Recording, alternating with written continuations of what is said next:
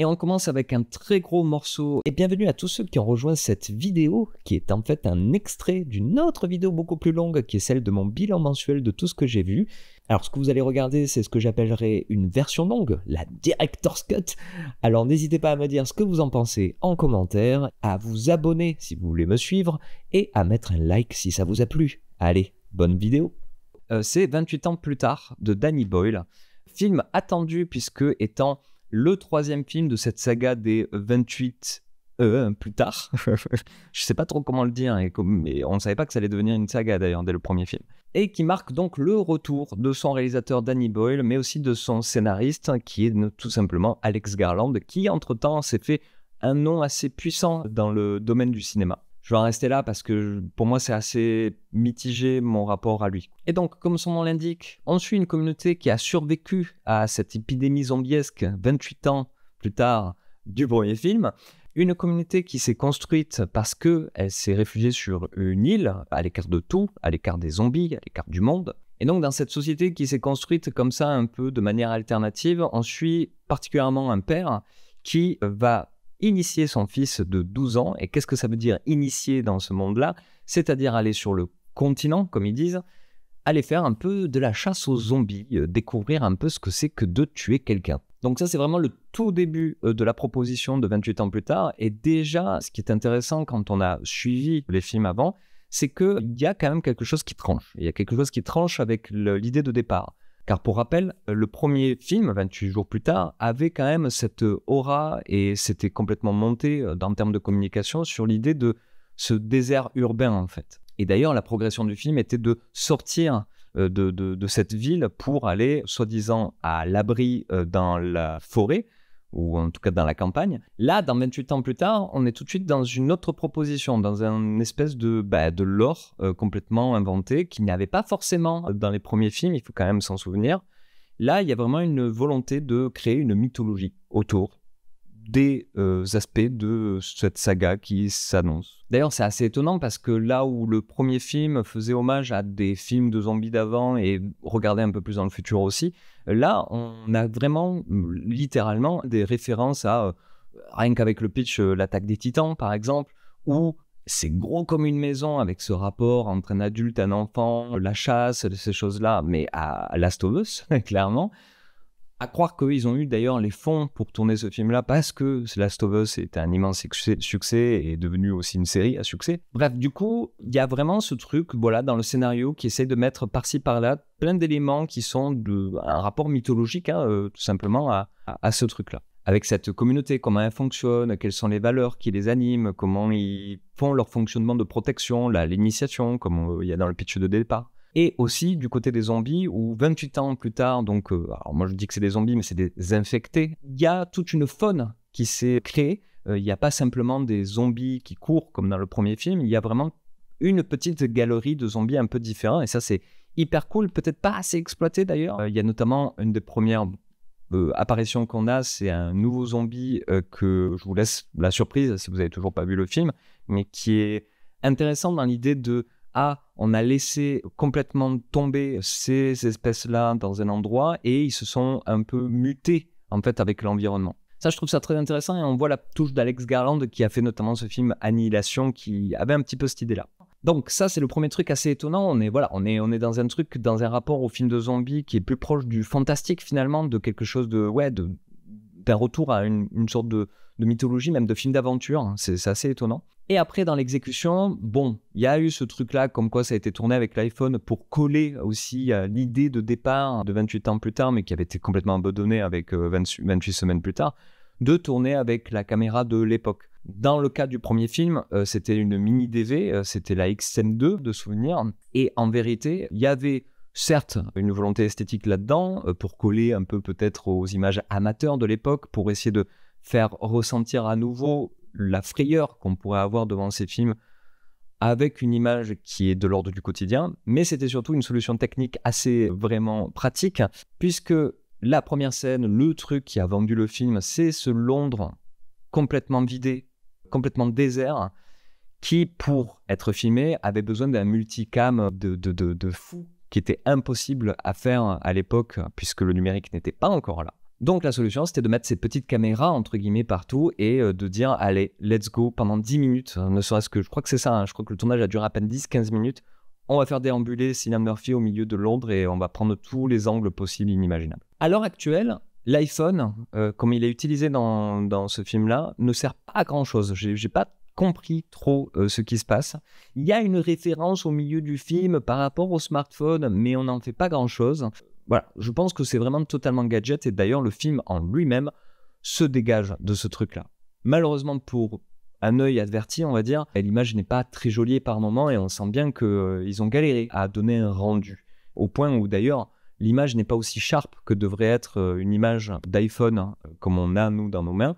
Ils ont même volontairement sali cette image en mettant des objectifs vintage par-dessus, en prenant que le capteur. Bon, je n'ai pas regardé des images de tournage, mais j'ai tout de suite remarqué qu'il y a du vignettage de fou sur les côtés et il y a de l'aberration chromatique, ce qui n'existe pas véritablement avec nos téléphones. Donc bon, c'est un peu brouillon dans l'utilisation, dans en tout cas la démarche de mise en scène, de prendre cet objet-là pour filmer. Et si je m'attarde sur ce détail-là, en quelque sorte, c'est que pour moi, ça signifie exactement le problème qu'il y a dans la mise en scène de ce film, cette espèce de brouillon assez fun.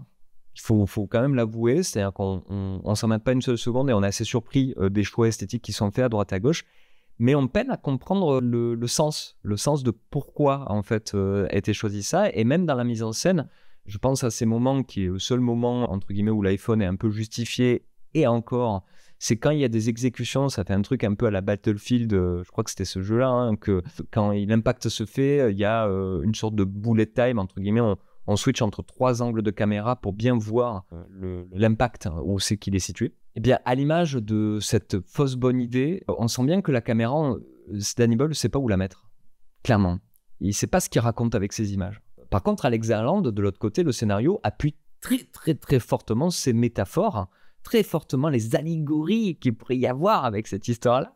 Je dis ça parce que c'est un peu des défauts que j'ai avec son cinéma depuis quelques temps, et puis en fait, à y regarder de plus près, c'est depuis le début, mais c'est un peu lourdeau, quoi. C'est un peu, bam, regarde, je vais te parler de la mort.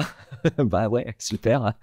Voilà, il y a un crâne et tout, voilà. Mais en même temps, bon, ça rejoint une idée shakespearienne aussi de l'écriture, de vraiment aller à fond, d'être baroque dans ses allégories, dans ses métaphores. Mais du coup, les deux choses font moins bon ménage qu'à une certaine époque, selon moi. Je trouve qu'il y a quand même 2 personnes qui veulent raconter 2 choses différentes.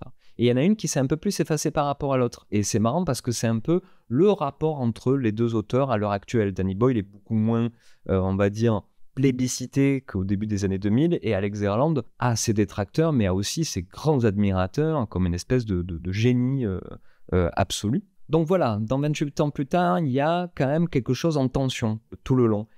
Et en fait, c'est pas si mauvais que ça. En fait, il y a un truc où moi, en fait, ça m'a vraiment pris. J'ai continué à regarder le film parce que je sentais cette tension esthétique à l'intérieur du film. Là où le scénario pur et dur est un poil décevant. Il faut quand même le dire. C'est-à-dire que les grands moments qu'il devrait y avoir, qui sont un peu, les passages obligés avec ce type d'histoire, sont quand même un poil ratés à chaque fois. C'est-à-dire que ça va pas assez à fond pour être vraiment marquant, mais aussi ça fait jamais le choix de l'iconoclasme. Ça le fait en apparence parce qu'il y a des effets de montage, des choses comme ça, mais ce qui se passe à l'intérieur de la scène est quand même des choses qu'on a vues déjà 1000 fois en fait. Donc voilà, il y a cette tension entre les 2 auteurs, il y a cette tension entre on fait un truc à la fois complètement punk et à la fois complètement normise de fou en fait. Et plus le film avançait, plus je me faisais des facepalms sur ce qui se passait en me disant mais c'est quoi ces personnages, comment ils sont décrits, comment ils jouent et tout. Jodie Comer qui est encore une fois dans un film qui ne la sert pas du tout, il faut le dire à un moment. C'est-à-dire que Backriders, qui était le dernier film que j'avais vu avec elle, c'était une catastrophe comme elle était utilisée. Là encore une fois, son rôle, putain... Elle a du mérite. Elle a du mérite de faire ces trucs-là quand on sait ce qu'elle peut faire. Quand on a vu Killing Eve et qu'on a vu Last Duel, on sait que c'est une très grande actrice. Mais bon, voilà. Jusqu'à se rendre à l'évidence, et pour beaucoup, ça va se faire avec vraiment la toute dernière scène qui va avoir son lot d'analyse, puisque ça annonce une suite notamment, c'est que, bizarrement, ce film, cette saga qui se présentait comme le retour d'une approche sérieuse du zombie, de l'infecté, de la société, de tout ça, en fait, plonge petit à petit dans le nanar, sans être péjoratif du tout, hein, le nanar, le bon nanar, quoi. La vraie série Z, un peu, où il faut se desserrer le slibard et s'amuser devant. Et alors, on peut, comme moi, être un peu déçu d'être parti avec une autre idée sur le film. En fait, il faut y aller vraiment sans en attendre quoi que ce soit et en se disant que vous allez vous amuser devant. Parce que c'est en fait un film qui veut ça, qui veut que vous vous amusiez devant. Donc voilà, je ne sais pas trop quoi d'autre en penser. Il y a encore plein d'autres aspects qui m'ont fait beaucoup réfléchir, où je pourrais longuement m'attarder dessus. Mais je pense que déjà là, c'est pas mal. Je ne sais pas si tout va être gardé dans la vidéo bilan globale. Tout ce que je peux dire, c'est que en effet, si vous aimez le gore, si vous aimez les films de zombies, si vous avez cette culture, Last of Us, l'Attaque des Titans, tout ça, c'est le film pour vous. Oubliez la série Last of Us, c'est ça qu'il faut aller voir. C'est très très très fun et ça promet des suites, pas forcément d'une grande qualité, mais qui en tout cas est fait avec le cœur. Si vous êtes fan d'Alex Garland, moi j'ai toujours un doute sur le côté réac du gars. Là encore dans ce film-là, c'est toujours aux portes de quelque chose où tu dis mais qu'est-ce que tu penses vraiment en fait de la chose? Parce que j'ai l'impression que t'es un petit peu réac, quoi. C'est totalement du Alex Garland aussi, du coup. Et ce dont j'ai pas parlé aussi, c'est la musique de Young Fathers, qui est une donnée très importante dans les 28X plus tard, puisque dans le premier film, si je me rappelle bien, c'est Godspeed Pyre. Je vais marquer quelque part le vrai nom du groupe, je crois que c'était ça. Hein. Et voilà, il y a toujours ce rapport à la musique pop, qui était la musique pop actuelle, à l'époque de 28 jours plus tard, qui d'ailleurs faisait ancrer encore un peu plus le film de zombie dans une réalité britannique du moment. Là, Young Fathers, c'est un super groupe, la musique est extraordinaire, une des BO avec Sinners, c'est peut-être la BO la plus cool de cette année, on a vraiment joie à réentendre les morceaux. Après, leur utilisation, je trouve parfois aussi, comme tout le reste, un peu lourdeau, un peu genre, hey, je te mets une séquence hyper émouvante ou hyper tragique avec derrière du punk. Bon, oui, mais bon, déjà tu m'as fait 36 000 cuts avant, et puis tu m'as fait croire à un truc, en fait c'est pas ça, et puis après tu me mets du punk derrière. Il y a un moment où moi je suis là, qu'est-ce que tu me racontes? Au final, 28 ans plus tard, c'est un film de sale gosse qui peut-être se voit pas comme sale gosse, mais en tout cas c'est un plaisir de voir ça. Il y a beaucoup de défauts là-dedans, ça peut même un peu énerver, mais en le prenant comme une sorte de série Z de luxe, ça passe. C'est plutôt sympa en vrai. En tout cas, plus le temps passe, plus je l'apprécie. Sur le moment, j'étais un peu, qu'est-ce que c'est ce bordel? Et je pense que c'est ça qu'il voulait provoquer. Je pense que c'est ça.